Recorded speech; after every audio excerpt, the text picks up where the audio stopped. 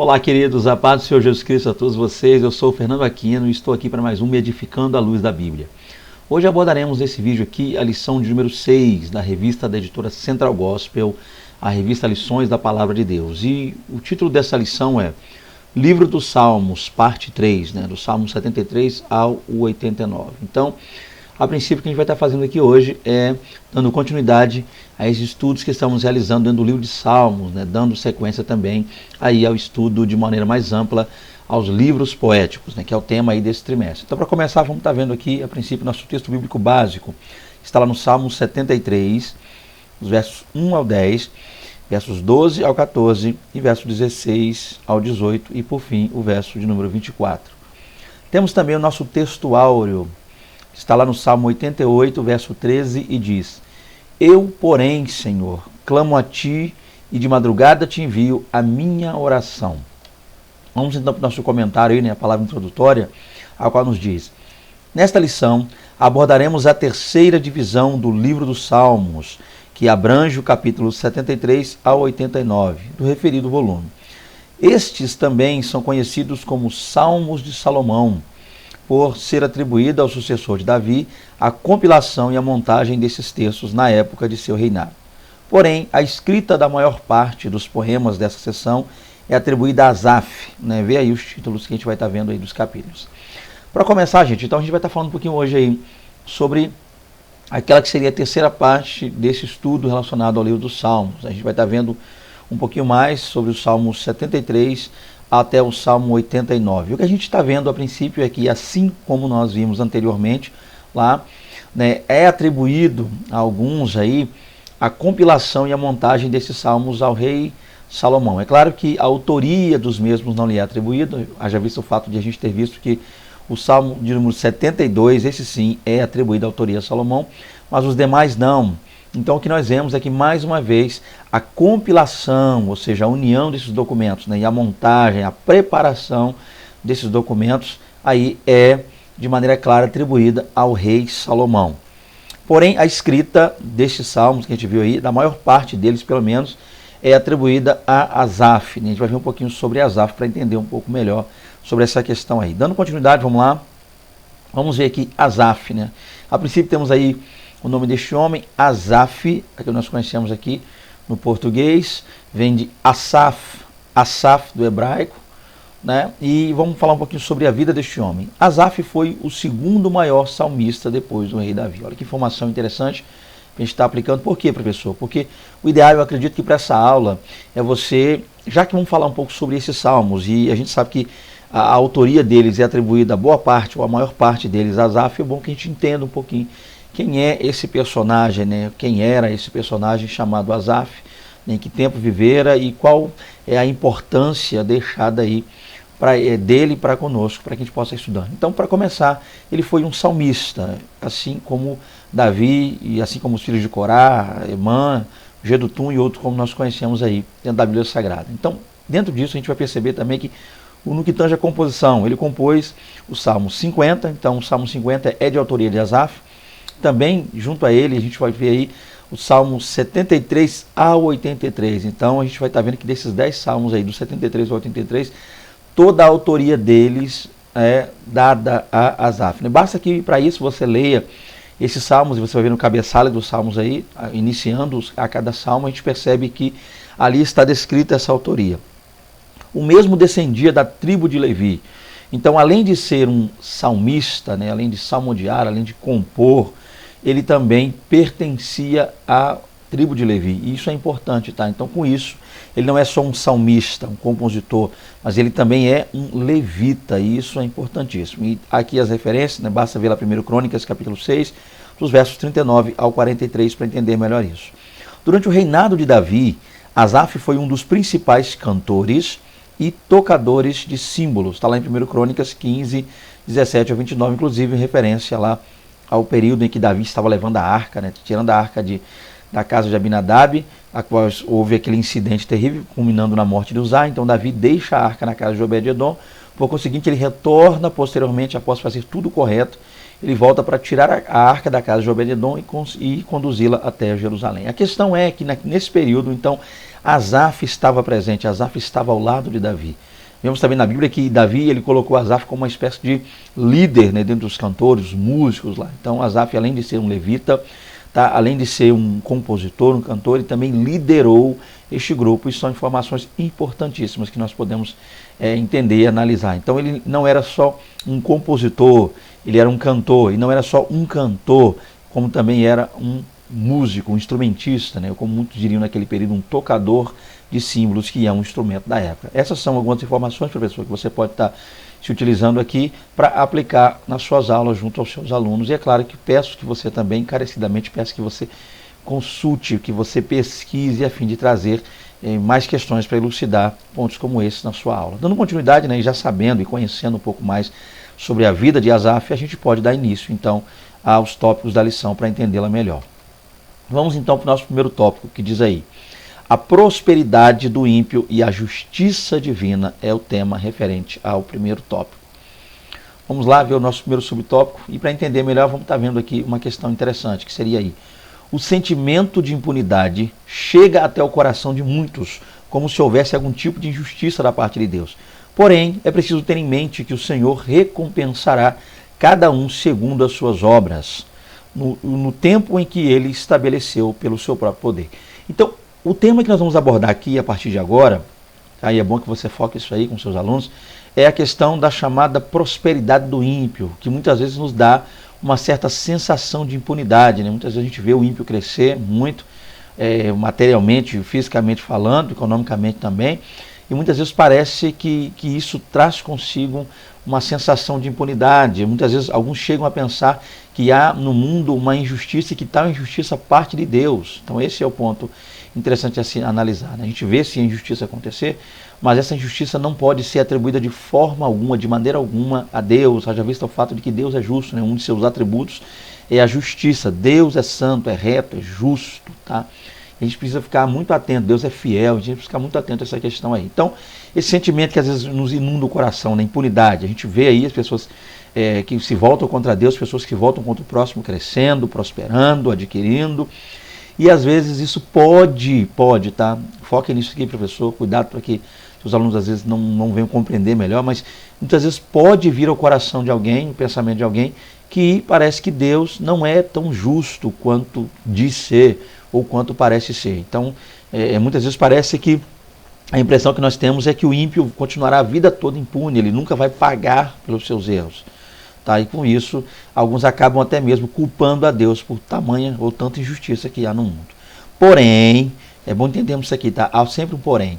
É preciso ter em mente que o Senhor recompensará cada um segundo as suas obras. Está lá em Romanos 2,6, você pode usar esse texto como referência para te auxiliar aí. A questão é entender isso, gente.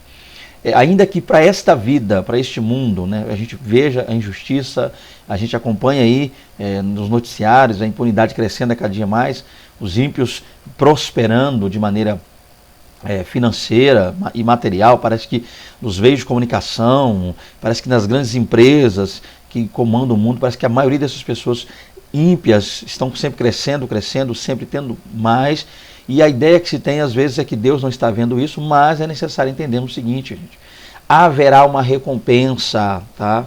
E a palavra recompensa aqui não pode ser utilizada como galardão, não, tá? Recompensa, ou seja, essas pessoas que estão errando, estão falhando, estão cometendo transgressões, um dia vão pagar pelos seus erros. Todos nós estaremos diante do tribunal, né, de Deus, os salvos santos, o tribunal de Cristo, onde serão recompensados, aí sim galardão.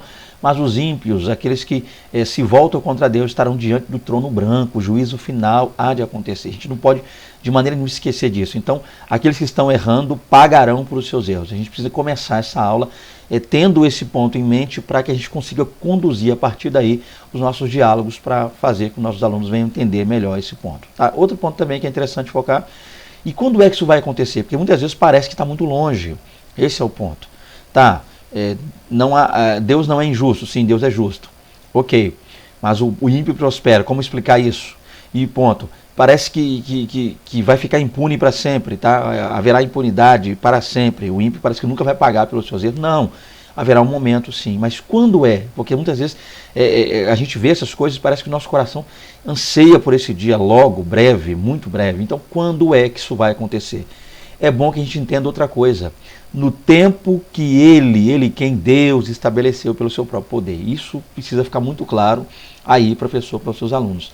Que esse agir, que essa punição, né, que essa correção, que esse castigo, como você quiser chamar aí, fica à vontade, vai acontecer sim, mas no tempo de Deus. Deus é quem estabeleceu pelo seu próprio poder esse tempo. E isso é uma coisa que a gente jamais pode esquecer, porque muitas vezes a gente anseia que isso seja logo, seja breve, seja para ontem. A gente vê a impunidade crescendo e quer que haja uma ação urgente, mas tudo isso sim vai acontecer no tempo de Deus. É bom lembrar, professor, e você pode citar isso na sua aula aí, o que diz João Batista lá em Mateus 3. Ele disse que, né, Cristo, ele tem em sua mão a pá, e limpará a sua eira.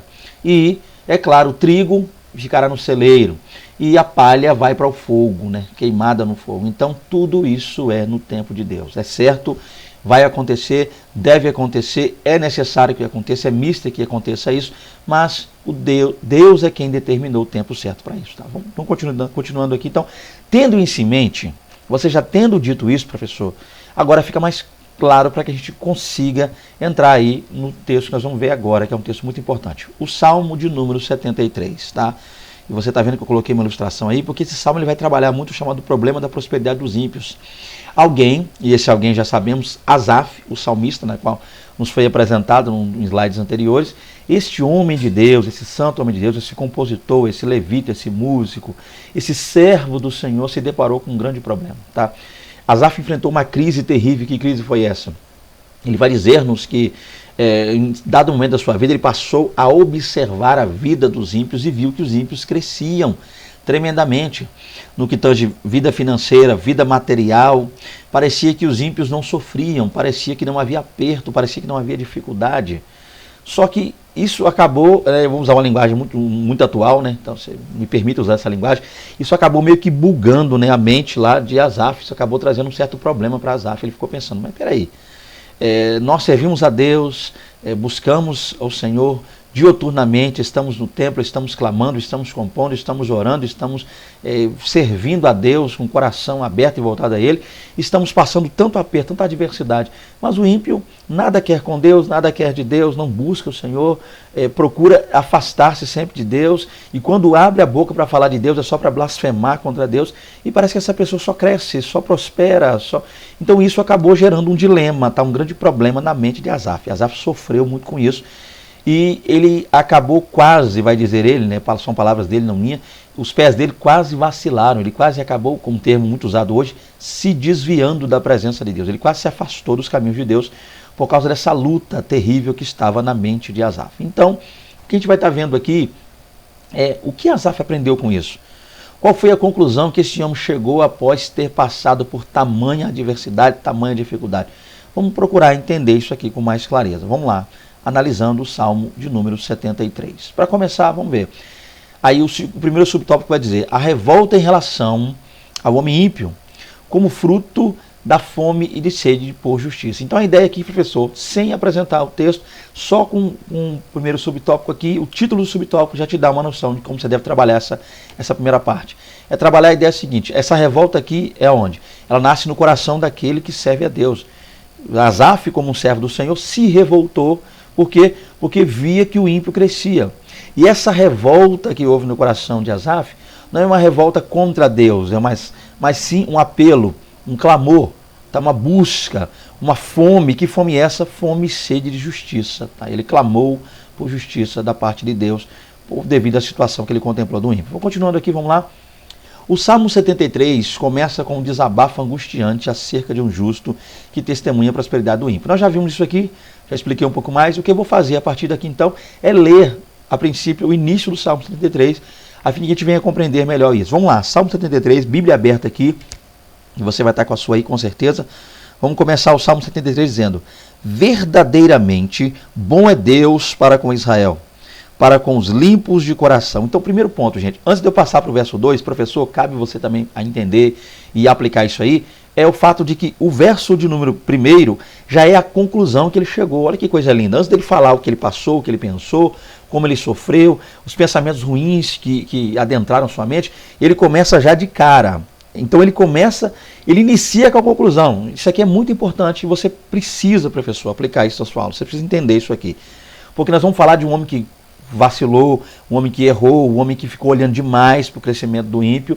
Mas antes de tudo, ele vai começar o salmo dizendo o que ele já entendeu no final. Isso aqui é importantíssimo. Ele começa concluindo, né? Parece até algo estranho, né? Parece até um paradoxo, algo esquisito falar isso, mas ele já começa concluindo. A introdução já é a conclusão. E você precisa entender isso aqui, tá?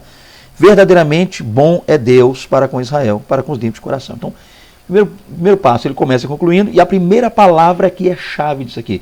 Verdadeiramente. Isso é importante, tá? Então, o que Asaf quer dizer é que ele não tem dúvidas mais, cessaram as suas dúvidas. E isso a gente precisa entender e ter isso em nossas vidas. Nós precisamos entender que não há dúvida alguma, não deve haver em nosso coração nenhuma dúvida quanto ao fato de que Deus é bom, Deus é santo, Deus é reto, Deus é justo, Deus é fiel e Deus é glorioso, tá? Então Asaf inicia, ele vai falar algumas coisas aqui que se a gente não vigiar acaba pensando demais, até caindo por causa disso, mas antes de falar essas coisas ruins, ele vai começar dizendo, olha, verdadeiramente Deus é bom. Esse é o ponto a se entender aqui. Vamos ver aqui então quais foram os problemas que Asaf enfrentou a princípio. Verso 2, quanto a mim, ou seja, Asaf, os meus pés quase que se desviaram, pouco faltou para que escorregassem os meus passos. Então, o que é o ponto aqui, gente? Por que Asaf fala de pé? Escorregar, vacilar, desviar? Por que os pés? Porque pé na Bíblia aponta para caminho. Os pés apontam para onde nós estamos andando, para onde nós temos caminhado. Então Asaf, ele disse, olha, quanto a mim, os meus pés quase se desviaram. Então ele quase mudou o caminho. Esse é o ponto. Então, o que é pecar? Errar o alvo. O que é desviar, sair da presença de Deus? Errar o caminho. E quem é o caminho? Cristo Jesus é o caminho, a verdade e a vida. Então, ele quase se afastou de Deus, ele quase parou de caminhar na presença de Deus. Pouco faltou. Interessante é que ele vai dizer pouco, gente. Faltou pouco, faltou isso aqui, tá? Faltou pouquinho para que eu abandonasse, né, por completo, para que eu escorregasse os meus passos. Então ele se desvia, ele se afasta de Deus, ele está quase errando o caminho, ele quer ir por outro caminho e faltou pouco, não foi muita coisa não. Verso 3, eu vou ser breve aqui. Pois eu tinha inveja, olha que coisa linda, pois eu tinha, perceba aí, professor, que o verbo está no pretérito, passado, pois eu tinha, não tenho mais, esse é o ponto. Então, nós precisamos explicar aos nossos alunos que não devemos invejar os ímpios. Haja vista o fato que a gente vai entender e vai explicar por quê, já isso aqui. Então, pois eu tinha inveja, ele não tem mais, ele tinha inveja dos soberbos, ao ver a prosperidade dos ímpios. Então, o que gerou a inveja do soberbo no coração de Asaf? Ver, analisar, parar para ficar olhando para a vida dos ímpios. Então, está aí uma grande lição que a gente precisa aprender, parar de ficar olhando para a vida de quem não busca a Deus. A melhor coisa em tempo de crise e adversidade é imitar, como eu costumo dizer, imitar quem está dando certo. Então, de repente você está lecionando para alguém, ou até mesmo você, professor, nós não somos perfeitos, nós somos falhos, somos seres humanos. Quem sabe você está passando um momento difícil, uma crise existencial muito grande nesse momento. Então, está aí a dica. Vamos parar de olhar para o crescimento dos ímpios. Vamos parar de olhar pela maneira como eles crescem, prosperam, que muita gente sabe que boa parte, grande ou a maior parte desse crescimento é geralmente ligada a questões ilícitas, geralmente é tirando de quem tem às vezes, né, tomando das pessoas, né? Nem sempre os ímpios crescem de maneira honesta, então a gente precisa entender isso aqui. E a palavra ímpio aqui, soberbo, aponta para alguém que é ruim mesmo, tá? E é bom analisarmos isso aqui, tá, gente? Diferenciar. Deixa eu abrir um parênteses aqui, porque eu preciso fazer isso, senão eu acabo me esquecendo, eu já visto o fato de eu não editar minhas aulas. A palavra ímpio aqui precisa ser bem compreendida, tá, no contexto de Asaf. Porque ímpio, muitas vezes, era tido como aquela pessoa que não era um judeu, não era um hebreu, não seguia, não fazia parte daquele povo seleto, a saber, Israel. Então, para nós hoje aqui, a ideia é outra. Então, ímpio para nós aqui não é alguém que não é judeu, porque já visto o fato que a gente nem precisa ser judeu. Nós somos cristãos, servimos a Cristo. Então, quem é ímpio para nós aqui hoje? Ímpio para nós não é aquela pessoa que não aceitou a Jesus, mas ímpio aqui é aquela pessoa que é ruim, que é má, que faz o mal, que planta o mal para colher o mal, aquela pessoa que é contrária a Deus, que é aversa às coisas de Deus, aquela pessoa que é ruim de coração. Então, Muitas vezes você fala que é uma pessoa que não serve o Senhor, eu tenho um vizinho que é ímpio, um amigo meu de escola é ímpio, amigo de faculdade, gente, a palavra ímpio, né, não quer dizer que é pessoa que não é cristã não, tá?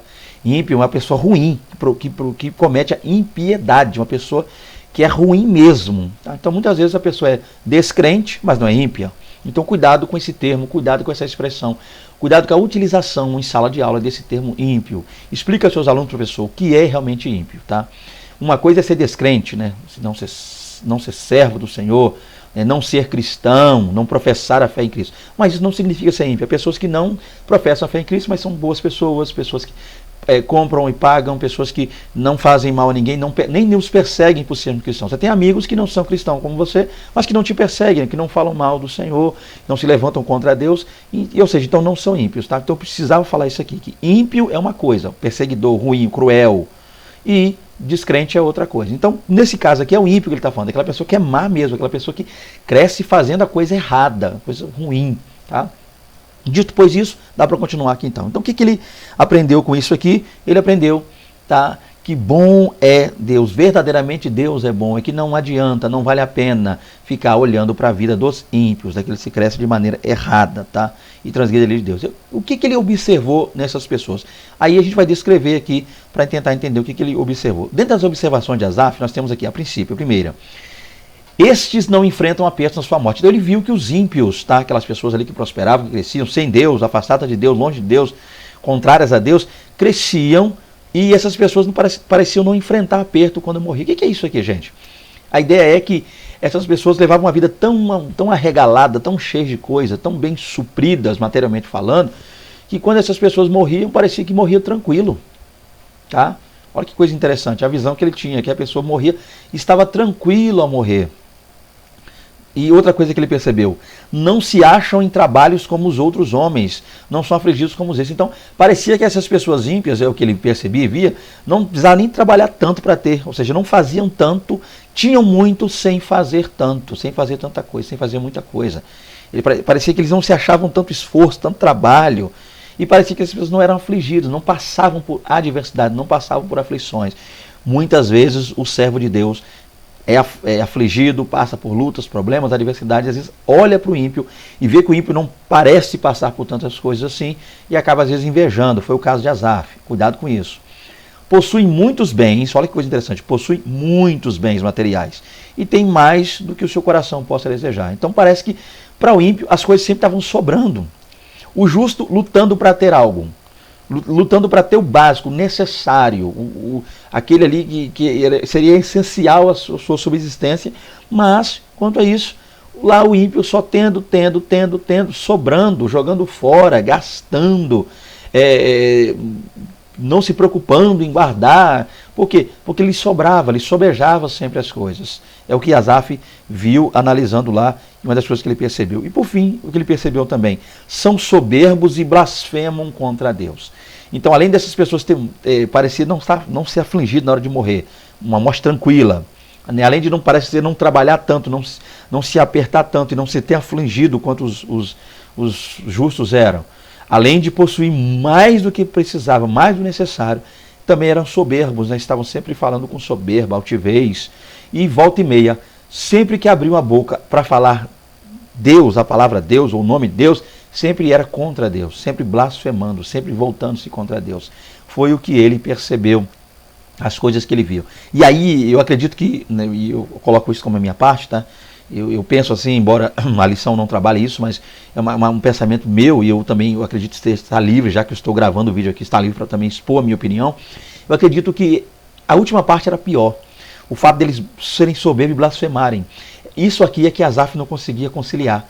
Como é que alguém que é soberbo, e Deus, por que Deus não abate esse soberbo? É a segunda coisa que ele não conseguia conciliar. Como é que alguém se volta contra Deus, fala mal de Deus, blasfema contra Deus e ainda prospera? Coisas como essa faziam Asaf quase vacilar, quase desviar. Ou seja, as pessoas são contrárias a Deus, são aversas a Deus.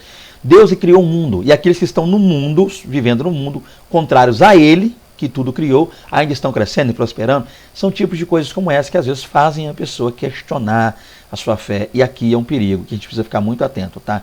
Então, você de repente conhece ou está olhando a vida do ímpio, o crescimento do ímpio, as empresas do ímpio, o carro do ímpio, a casa do ímpio, invejando, cuidado com isso aqui. Tá? Haja visto o fato que a gente vai ver já já o que vai acontecer com os ímpios. Continuando aqui então, esse aí, professor, seria o primeiro ponto para você trabalhar nesse meu subtópico, tá? Essa revolta terrível no coração de Asaf e esse clamor, essa fome e sede de justiça que ele tinha, que ele queria ver o ímpio pagar pelos seus erros. Continuando aqui, vamos lá.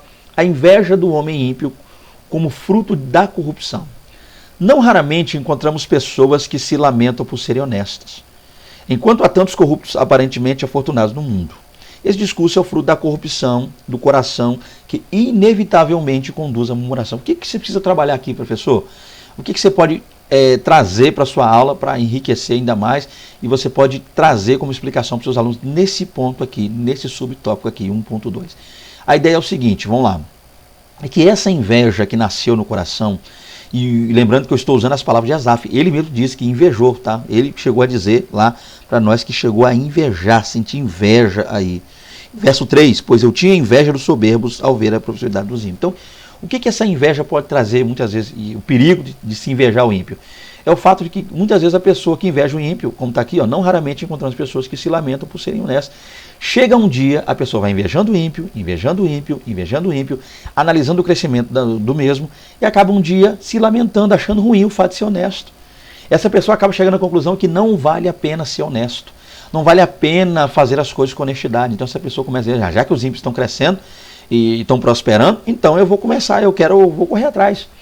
A pessoa começa a abandonar a Deus e a obra de Deus, as coisas concernentes ao reino de Deus, e começa a crescer atrás só de bens materiais, crescimento material, prosperidade. A pessoa acha que perdeu tempo na igreja, acha que perdeu tempo servindo o Senhor e começa a correr atrás de coisas materiais. Aqui está um grande e terrível problema. E ela acaba achando que não vale mais a pena ser honesto. Para que ser honesto se eu não tenho nada? Para que ser honesto se quem é desonesto tem, quem é desonesto consegue, quem é desonesto tem casa boa, carro na garagem, eu ando aqui a pé, nem bicicleta eu tenho mais para andar. A pessoa pensa assim. E o ímpio está lá crescendo, prosperando, abrindo empresas e mais empresas e mais empresas. Até mesmo na pandemia está crescendo, está aí. Então o perigo é você acabar achando que não vale a pena ser honesto. Então cuidado com isso. Primeiro ponto a se analisar. Segundo, não vale a pena ser honesto por quê? Porque há tantos corruptos aparentemente afortunados do mundo. A corrupção só aumenta. Vivemos num país onde a palavra corrupção está na boca de todo mundo. Dificilmente você não vê alguém falar algo sobre a corrupção, já visto o fato do que a gente tem visto aí, questões ligadas à área política e outras coisas do tipo aí. Né? Então a gente vê que a corrupção está aí crescendo, os corruptos parece que sempre impune. Quando são descobertos, parece que nada vai lhes acontecer, né? Nem presos alguns são. E quando presos, parece que a prisão estão presos num oásis, numa ilha, num paraíso, uma ilha paradisíaca. Já visto o fato de estarem presos, mas ter tudo à sua disposição. Quando muitas vezes aparece na televisão a cela de um desses políticos aí, o cara parece estar preso numa mansão. Então essas coisas muitas vezes fazem com que as pessoas acabam invejando o ímpio e achando ruim ser honesto. Continuando aqui, vamos lá. Só que o detalhe é que esse discurso que as pessoas falam às vezes, o honesto, que está cansado de ser honesto, é um fruto da corrupção. Que corrupção? Que inevitavelmente conduz à murmuração. Então essa pessoa acha que está falando certo, acha que está falando bem, acha que está pensando a coisa certa, que na verdade só está murmurando. Está falando ao léu, ao vento, coisas que desagradam a Deus, tá? Então essa pessoa só está analisando o hoje, o agora, a questão momentânea. E isso você pode, é claro, explorar melhor aí, professor, na sua aula, já visto o fato de que eu estou trabalhando aqui com tempo, eu preciso ser breve aqui com esse vídeo. Então, é um ponto a você focar na sua lição aí. Vamos lá, continuando aqui. 1.3. O fruto, ou melhor dizendo, o futuro dos ímpios diante de Deus. Vamos lá, o futuro dos ímpios diante de Deus. A lamentação do salmista estendeu-se até o momento em que ele foi ao templo e obteve uma resposta de Deus. Isso aqui é importantíssimo. O salmista estava lamentando que os ímpios cresciam, estava invejando os ímpios, só que toda essa lamentação, esse algo que parecia que os justos sofriam, e até parecia que Deus nada fazia quanto a isso, né, para auxiliar os justos e afligir os injustos, parecia que Deus nada faria, nada estava fazendo. Toda essa lamentação, ela teve um início sim no coração de Asaf, ele lamentou, murmurou, seria a palavra correta, só que teve um fim, até o momento em que ele foi ao templo. Então Deus permitiu que ele falasse, Deus permitiu que ele assim pensasse, Deus nada fez, mas quando ele chegou no templo, ele percebeu o quanto ele estava errado, porque lá Deus o respondeu. Então olha que coisa interessante, gente. Então, qual é o perigo maior de se lamentar, de se murmurar? É que essa murmuração, muitas vezes, ela parte de algo infundado. Ela parte de princípios infundados. Ela parte do fato de que a gente só olha na nossa ótica, no nosso prisma, na nossa visão. E a gente precisa entender que Deus é quem tem a visão ampla, correta das coisas. E esse é o ponto. Quando ele chegou no templo, Deus permitiu, Deus nada fez com ele, Deus não lhe castigou, Deus não lhe tirou a vida, Deus foi deixando ele falar, deixando ele murmurar, até que Deus falou, chega, até aqui, ó, Asaf, veja isso aqui. Quando ele chegou no templo, aquele momento, então, gente, a nossa murmuração precisa cessar, precisa findar, tá? Essa visão nossa de que o ímpio está crescendo, crescendo, crescendo, isso tem um momento, até o momento em que, então há um dia pré-determinado, pré-escolhido por Deus para que se finde isso. Então que nós caminhemos do lado da justiça, do lado de Deus, do lado da santidade, do lado da retidão de Deus, do lado da equidade, do lado da glória de Deus, tá? Então Asaf veio murmurando, falando, pensando, o ímpio cresce e tal. Quando ele chegou, Deus permitiu que ele chegasse no tempo, quando ele ali chegou, ele obteve uma resposta de Deus. Então, você de repente está aí murmurando, lamentando, se lamuriando, dizendo, o ímpio cresce, cresce, cresce, eu nada faço, nada tenho. Parece que quem não serve a Deus tem mais, quem não serve a Deus prospera mais, cresce mais. Peça para que Deus faça como fez com Asaf. Peça para que Deus lhe mostre o momento certo, o que fazer, as coisas que iam de acontecer. Se a sua fé está vacilante, peça a Deus ainda hoje, enquanto você assiste esse vídeo aí, de repente você está sendo afligido por esse pensamento, peça a Deus para que te mostre, para que te revele as coisas certas e o tempo certo das coisas acontecerem. Vamos ver então, qual foi a resposta que Asaf obteve? Vamos lá, ficou curioso? Vamos ver então, o que é a resposta dele, vamos lá.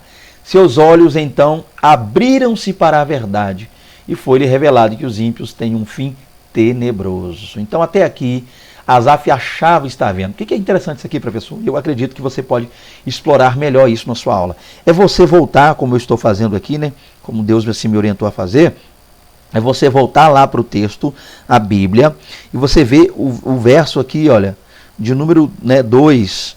Quanto a mim, os meus pés quase que se desviaram, pouco faltou para que eu escorregasse os meus passos. Aí você vai continuar até o 4, até o 5, mas achar melhor.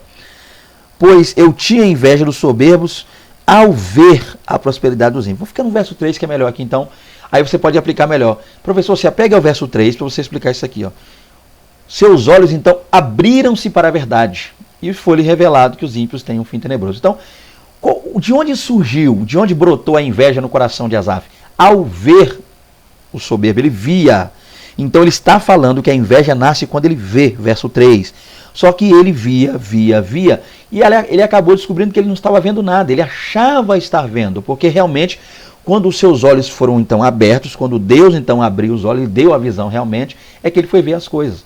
É aquele velho exemplo lá do moço do profeta Eliseu, que estava ali com ele, lá no capítulo 6 de 2 Reis, lembra? Ele viu aquele monte de soldado do exército, até então era o que ele via, mas Eliseu orou e disse, Senhor, peço-te que abra os olhos do moço para que ele veja.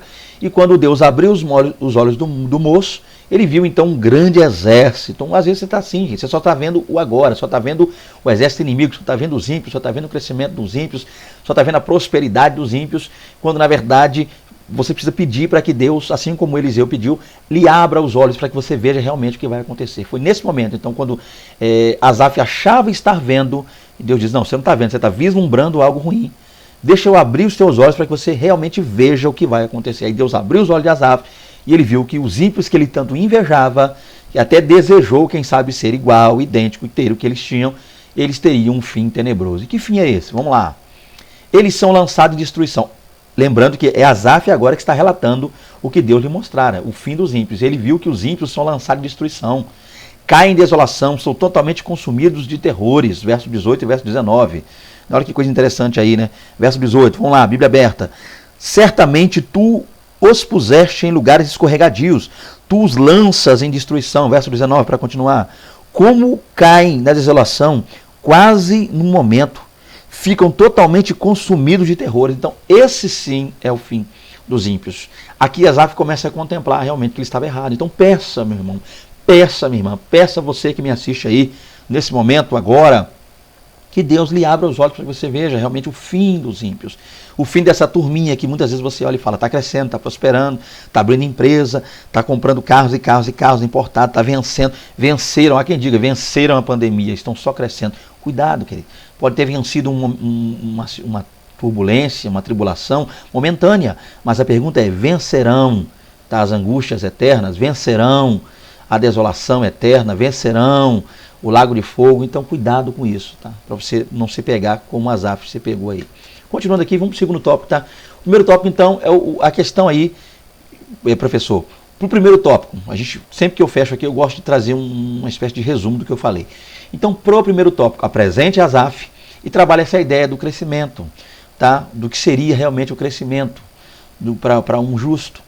A prosperidade realmente é para o justo e não para o ímpio. Essa falsa prosperidade que muitas vezes a gente vê aí na visão do ímpio deve ser evitada. A gente precisa trabalhar isso aqui. Então, para o primeiro tópico, foque a pessoa de Asaf, foque o Salmo 73, aplique e explique melhor isso, tá? Para fechar, é claro, uma coisa que eu não citei ainda, que eu deixei para esse momento, é que você se lembre, professor, por favor, não se esqueça, tá? De quê, professor? Não se esqueça de quê, Fernando Aquino? De que Asaf contemplou, quando ele falou de ímpios ali, há uma dada parte do Salmo em que ele passa a contemplar os servos do Senhor caminhando para o lado dos ímpios. Vamos ver isso aqui, ó.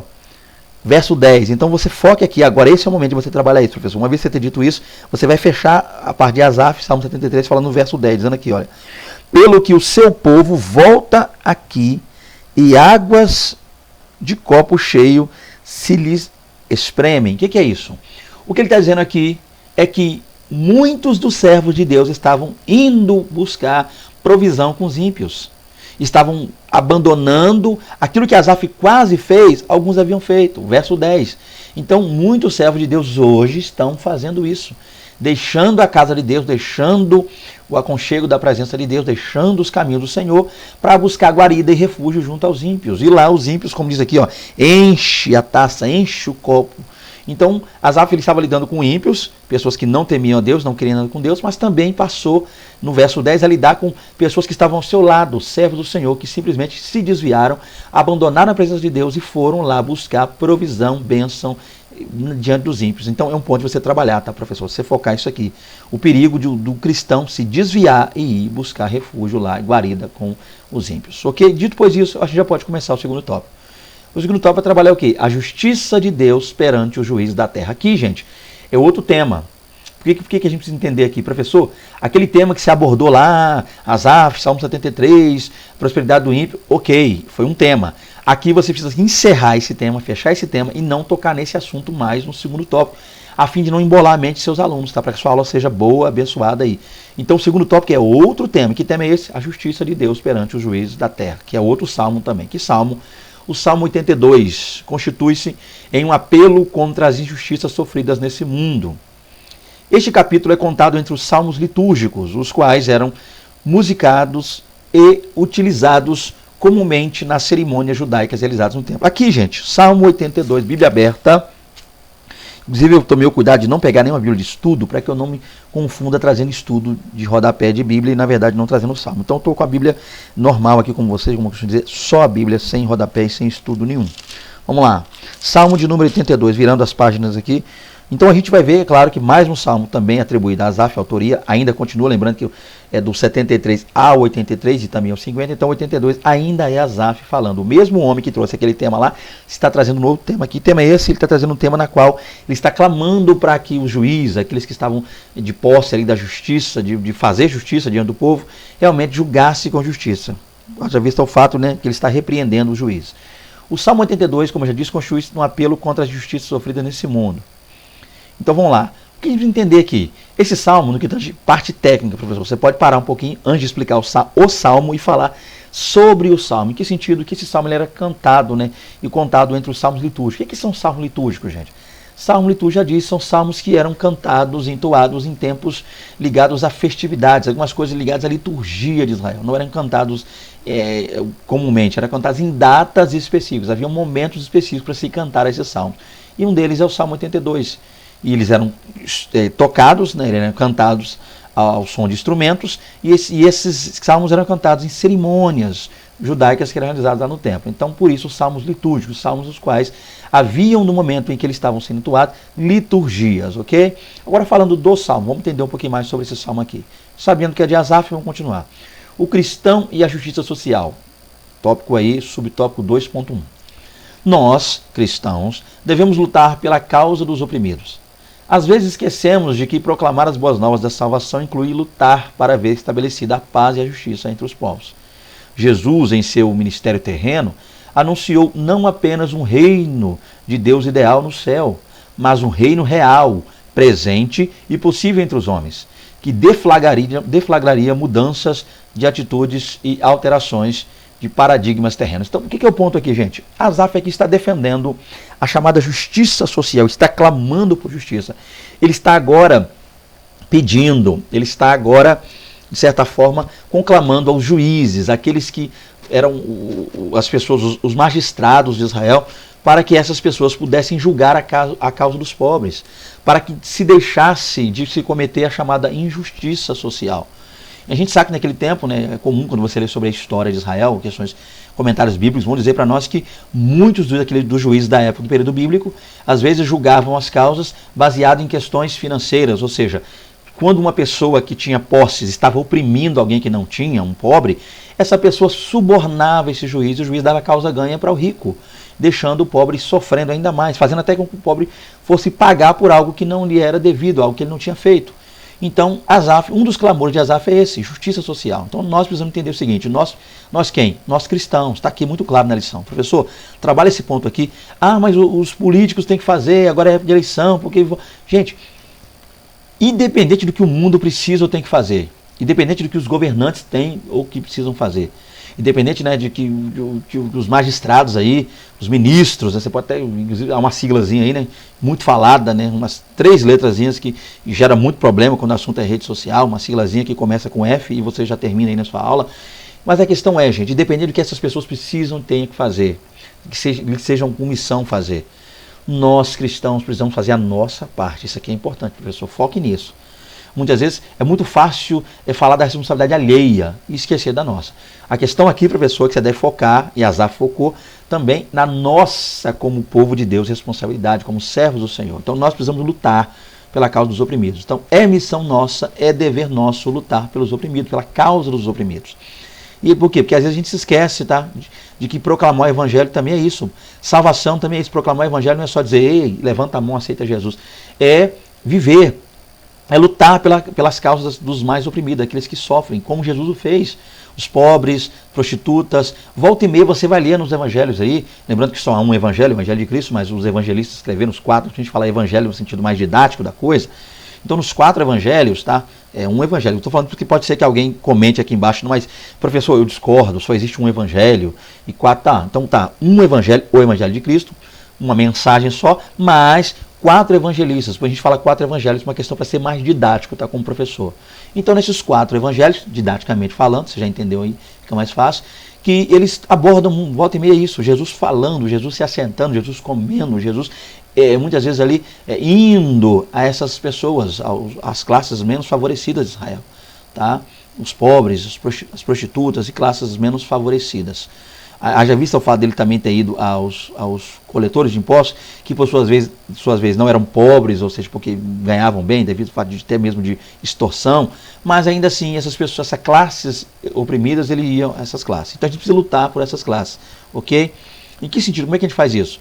A gente faz isso o seguinte, mostrando para eles que, apesar de, é claro, estarmos buscando e galgando um reino celestial, morar no céu, estar para sempre com Deus, com Cristo Jesus, com o Espírito Santo no céu, ainda assim nós vivemos num mundo físico e real. E nesse mundo o nosso testemunho deve falar mais alto, tá? A gente precisa mostrar testemunho, ajudar as pessoas, esse é o ponto então. Como é que o cristão trabalha a justiça social? Mostrando um bom testemunho, cuidando e zelando para com as classes menos favorecidas. Esse é um ponto a se trabalhar aqui. E muitas vezes orando e intercedendo para que as lideranças venham cair em si e reconhecer qual deve ser o seu papel. Tá? Continuando aqui, vamos lá. Segundo subtópico aí. O julgamento final e o destino de todos os povos. nenhuma injustiça cometida por quem quer que seja será ocultada no último dia. Isso aqui deve ficar muito latente e patente no nosso coração. Nenhuma injustiça, nenhuma, dependendo do grau de injustiça, quer seja pequeno, quer seja de médio, quer seja de grande porte, toda injustiça um dia ela vai vir à tona. Ok? Esse é o ponto a se entender. Então nenhuma vai ficar oculta, nada fica oculto. Em Apocalipse 20, do 11 ao 15, João, né, diz que viu todos os mortos. Isso aqui é interessante, gente. Foque nisso, professor. Todos. Ainda que você não queira falar, mas foque nisso, todos. Né? A palavra pantes. Pantes, do grego, vem de pan, todo, tudo. Então, pantes, todos. João viu todos os mortos, todos. E como eram eles? Quais classes ele viu nesses todos? Grandes e pequenos, tudo de pé. Aonde? Diante do Supremo Tribunal.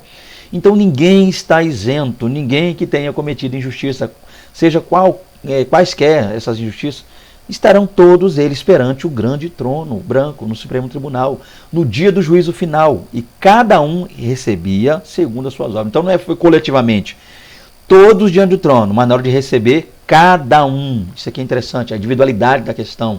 Cada um vai receber segundo as suas obras. Tá? Então aqueles que cometeram péssimas e terríveis obras receberão lá no juízo final, diante do grande trono branco, paga por tudo aquilo que fez. Ouvirão dos lábios de Deus dizendo lá, né, apartai-vos de mim, maldito, para o fogo que está preparado, né, desde a fundação do mundo, né, para o diabo e seus anjos. Então, olha que coisa interessante. Então, o que a gente precisa entender é que há injustiça aqui no mundo? Sim, mas toda a injustiça será paga diante de Deus no grande trono branco. Foque nisso aí, professor, com mais clareza e mais calma, lendo inclusive as referências, as coisas que eu não tenho aqui tempo hábil para fazer. Vamos então para o terceiro e último tópico, tá aí. Desespero e sofrimento na caminhada cristã. Então, gente, fechando aqui mais um tópico. Primeiro tópico lá, vamos ver aqui, tá? Prosperidade do ímpio. Foque nisso. Segundo tópico, injustiça sendo cometida. É um tema diferente. Terceiro tópico, agora, o desespero e sofrimento na caminhada cristã. Então, aqui a gente vai trabalhar um pouco desse sofrimento, desse desespero, analisado também em um salmo aí. Então, a gente viu 2 salmos lá a princípio. Salmo 73, autor Asaf. Salmo 82, também atribuído a Asaf. Agora vamos ver um outro salmo, que seria o salmo de número 88. Vamos lá. O Salmo 88 é o maior dos cânticos de lamentação. Então a gente viu em aulas anteriores, basta que você acesse aí nossa playlist para que você tenha à sua disposição essas aulas. A gente viu que dentre os salmos existe também uma classe chamada Salmo de Lamentação, o Cântico de Lamentação. E o Salmo 88 faz parte dele. De quem é a autoria do Salmo 88? Apesar de nós não termos aqui descrito nesse slide, aí é atribuído geralmente a Emã, tá, gente? Emã seria, segundo a tradição, e até mesmo você vai estar vendo isso no cabeçalho da sua Bíblia lá, o autor, Emã, seria o autor do Salmo 88. Então, o que seria ele? O Salmo 88 é um grande, inclusive um dos maiores salmos focados a lamento. Ele é considerado por muitos o mais triste de todo o livro. Então, todo o livro dos Salmos, quando você lê um que tange de lamento, você faz essa separação de cantos de lamentação.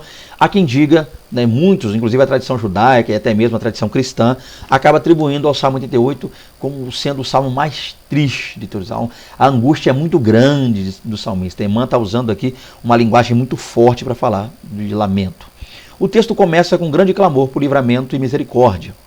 As palavras e expressões utilizadas pelo salmista denunciam que ele está tomado pela angústia e pela desesperança. Que palavras iniciam? Deixa eu ler aqui, Salmo de número 88, para a gente começar. Senhor, Deus da minha salvação, diante de ti tenho clamado de dia e de noite. Chegue a minha oração perante a tua face. Inclina os teus ouvidos ao meu clamor, porque a minha alma está cheia de angústias e a minha vida se aproxima da sepultura. Olha que coisa terrível, gente. Já estou contado como os que descem a cova, estou como um homem sem forças, posto entre os mortos, como os feridos de morte que jazem na sepultura, dos quais te não lembras mais, antes os excluí da tua mão. Olha que coisa interessante, gente. Vamos lá, olha que sofrimento, olha que angústia está. Então, Salmo 88, Salmo de Emã, vamos trabalhar um pouquinho sobre isso aí. Professor, foque para esse terceiro tópico, angústia, sofrimento. O primeiro subtópico desse terceiro tópico diz: quando se trilha o caminho da morte. Vamos lá. O Salmo 88 difere de todos os outros. O Salmo 88, a princípio, ele é diferente de todos os outros. Em que ele é diferente dos outros? pois começa em desespero e termina em desespero. Geralmente você lê salmos aí, de lamentação, que o salmista começa lamentando, desesperado, pedindo a presença de Deus, clamando por livramento, para que Deus o livre da angústia, para que Deus o tire a tristeza da sua alma, e termina louvando, glorificando, exaltando e dizendo que Deus o fez, glorificando a Deus por Deus ter realmente ali, ou dando uma esperança de que tal coisa aconteça. Mas esse salmo não. Ele começa com tristeza, com lamento e termina do mesmo jeito. Não há variação. Olha que coisa interessante, tá? Falando de maneira mais focada nessa questão literária. Quando você analisa a questão literária do Salmo 88, o salmista começa se rasgando, se comparando a um morto, dizendo que está na cova, na aflição, não tem mais solução para ele. E ao invés dele terminar confiando em Deus ou esperando em confiar, não, ele termina do mesmo jeito. O autor não faz lamentação pelos pecados. Então, a ideia é entender isso aqui, a princípio. É um salmo que do início, meio e fim, do início ao fim, lamento, dor, morte. Então, ele começou, eu li aqui. Deixa eu ler o último versículo para você ver como ele realmente termina com isso aí. O último versículo diz: afastaste para longe de mim amigos e companheiros. Os meus íntimos amigos agora são trevas. Olha que coisa terrível. Ele começa lamentando que está como morto e termina dizendo que Deus arrancou dele. É como se Deus tivesse tirado, né? A ideia seria essa, né? É como se ele estivesse vendo os amigos, todos que auxiliavam, consolavam, abraçavam, ajudavam. Toda a ajuda e auxílio indo embora. E ele ficando ali terrivelmente. Né? E quem é amigo dele? Os verdadeiros amigos vão se embora. E quem torna amigo dele? Agora as trevas. As trevas são amigas dele. Meu Deus, isso aqui é muito pesado, isso aqui é muito forte. Dentro disso ainda, vamos lá. O autor não faz lamentação pelos seus pecados, pois isso não acontecer. Então, a gente não vê ele lamentar sobre quem e por que ele lamenta. Primeiro, ele não lamenta pelos seus pecados. A gente não lê ele lamentando pelos pecados. Basta você ler o Salmo 88 aí. Segundo, ele não faz imprecações contra seus inimigos, pois seus males não foram causados por homens perseguidores. Então, outra coisa, ele não vê... a gente não vê o salmista mandando Deus se vingar por ele dos inimigos, levantar contra. Imprecação é isso, né? Levantar contra, juízo contra, não. Além dele não lamentar por pecado que ele cometeu, também a gente não vê ele mandando Deus se levantar contra inimigo nenhum. Por quê? Porque a gente entende que os males que ele está sofrendo não foi causado por homens perseguidores. Então ele não está sofrendo por perseguição. Gente, isso aqui é interessantíssimo. O homem está sofrendo a ponto de morrer. E o sofrimento dele não é focado com pecado, ele não pecou para que isso acontecesse. E ninguém se levantou contra ele. É uma dor, uma angústia que ele está vivendo sozinho, algo que nasce no coração dele, uma dor inexplicável que vem ao coração dele. É uma crise existencial muito forte, muito grande que ele está vivendo. E quando nós já passamos por isso, gente, uma crise existencial, a gente não, parece que o mundo inteiro não cabe mais a gente não cabe mais no mundo, uma luta travada, não há para onde correr, e não estamos sendo perseguidos por ninguém naquele momento. Não estamos falhando ou pecando ou transgredindo, nada oculto aos olhos de Deus, nada ruim, nada um pecado oculto. E isso vem. Então, muitas vezes a gente chama a chamada crise, né? Essa crise existencial, esse caminho de morte, é o que ele passou. Ele simplesmente vive uma situação terrível que o conduz ao caminho da morte.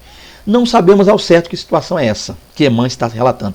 Mas é uma situação terrível, algo inexplicável que está lhe levando à morte, está lhe querendo fazer desejar até a morte. Aquelas pessoas que estão sofrendo tanto que para elas a morte é a única ferramenta ou maneira de tirar da sua vida o sofrimento. Continuando aqui, quando não há mais esperança? Vamos lá, o terceiro tópico, segundo subtópico aí. Dentre as muitas lições que podem ser extraídas do Salmo 88, destaque-se o quê? O fato de que nem todos os revés que nos sobrevêm são frutos de pecado ou de erros cometidos. Então, gente, isso aqui, professor, aqui é a hora de você trabalhar com seus alunos, aqui você pode tirar um tempo para fechar a lição falando sobre isso. Nem todo sofrimento, nem toda angústia, nem toda prova, nem toda luta, nem toda tristeza está atrelada a um revés, ou seja, uma perseguição ou pecado. Nem tudo que nós passamos está ligado a pecado. Então, de repente, você está sofrendo aí, e aí você está procurando em você, dentro de si, o erro. O que você teria feito de errado ou deixado de fazer de certo para estar sofrendo? Tá? Eu pequei, onde é que eu pequei? Então, muitas vezes, queridos, entenda isso. Tá? Você está pensando, eu pequei por omissão ou pequei por comissão? Muitas vezes o pensamento é esse, pequei por comissão, eu fui lá e cometi um pecado. Ou omissão, ou deixei de fazer o certo, então por isso eu pequei. Muitas vezes nem uma coisa nem outra. São lutas que a gente passa e o Salmo 88 nos mostra isso, que a gente não sabe a origem. Muitas vezes a origem não está atrelada a nós em si, não é algo nosso. Deus tem decretos eternos que não se enquadram nos padrões de logicidade humana, ou seja, tem coisas que são inexplicáveis para nós. Tem momentos que nós estamos passando, e está aqui o exemplo, ó, uma referência bíblica, professor, leia essa referência, por favor. João 13:7. Não vou ler aqui não, porque essa aqui a gente já tem até de mente, né? O que eu faço, Cristo disse, né? O que eu faço, não sabes tu agora, mas tu o saberás depois. Então, tem lutas que a gente passa, e muitas vezes é Deus permitindo alguma coisa para nos moldar, para nos modelar, para nos fortalecer lá na frente, e nós, por enquanto, não sabemos o que é. Então, se nós não sabemos o porquê da luta, não murmure, não fale nada contra Deus, não se volte contra o soberano Senhor. Né? Haja visto o fato de nós não sabemos o que está acontecendo. Deus o sabe, e certamente é algo maravilhoso e tremendo que Deus nos tem lá na frente para fazer. Dito pois isso, eu acredito que a gente já pode concluir essa lição, essa aula aí. Conclusão. Na terceira sessão do livro dos Salmos, somos desafiados a temer ao Senhor em todo o tempo, sem nos ocuparmos com a prosperidade do ímpio. Então a gente precisa entender isso aqui. Ó. A gente inicia essa terceira sessão do Salmo aprendendo o seguinte, tá? Que a gente é desafiado a temer a Deus. A gente temer a Deus em todo instante. Então dá para temer a Deus sem se preocupar com se o ímpio está crescendo ou não. Deixa o ímpio para lá, deixa o ímpio crescer para lá, deixa ele prosperar segundo a visão dele para lá.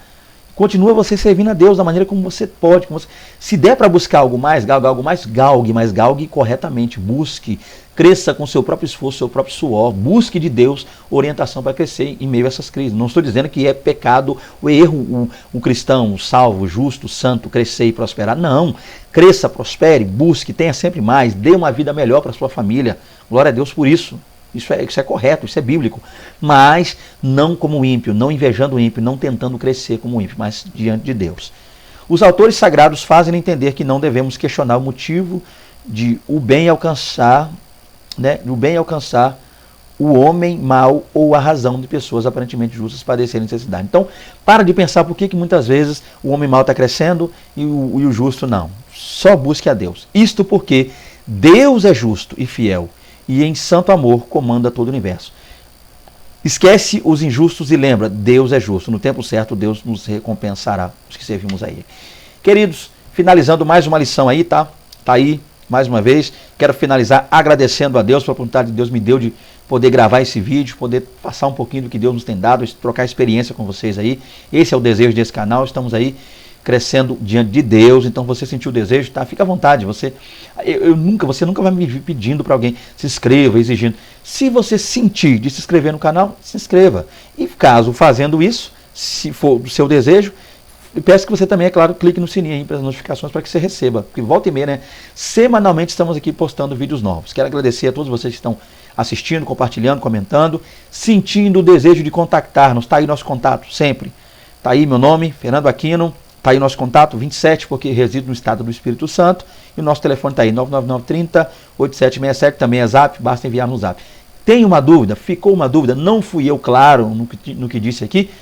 Tá, por isso deixa o meu contato, você pode nos contactar, envia-nos um zap aí, um áudio, a gente vai responder com todo prazer. Ok, meu irmão? Manda um zap para mim aí que eu vou te responder. Você, minha irmã, de repente, mas eu não sei como é que eu faço para entrar em contato, canal, tal, pode... Querida, fica à vontade, só você contactar-nos, porque a minha esposa é quem vai estar também me auxiliando. Então, lembrando que esse canal, o nome do ministério é Ministério Fernando Aquino e Lohane Guimarães, não é à toa, esse nome não está aí só para poder fazer média no YouTube. Realmente, o nosso ministério está em conjunto, é o casal, nós, a nossa casa, a nossa família. Tá? Nós estamos colocando o nosso casamento à disposição de vocês, para auxiliar vocês no que tange aconselhamento, oração por vocês, sentindo o desejo de contactar, nós estamos aí. Né, para pregar a palavra de Deus, só chamar, a gente vai, eu vou, minha esposa vai comigo, glória a Deus por isso, minha esposa sempre me acompanha, eu tenho esse privilégio de ter minha esposa do meu lado em tudo que eu estou fazendo. Então, sentindo o desejo de contactar para ministrar, basta você enviar um zap aí, a gente vai estar indo até você. Estamos livres para ir para qualquer lugar do planeta Terra, ok? Só entrar em contato, a gente vai estar indo aí para ministrar, pregação, estudo bíblico, escola bíblica dominical. Minha esposa canta, né? Ela louva a Deus, ela exalta o Senhor, uma adoradora do Senhor, e ela vai comigo para louvar e exaltar o Senhor. Fica à vontade. Se você entrar em contato conosco, você vai descobrir que é a coisa mais fácil, mais simples, tá? De contactar-nos para estar com vocês. Até a próxima aula aí, um prazer estar com vocês. Fique com Deus, a paz do Senhor Jesus Cristo, um grande prazer estar com vocês. Amém.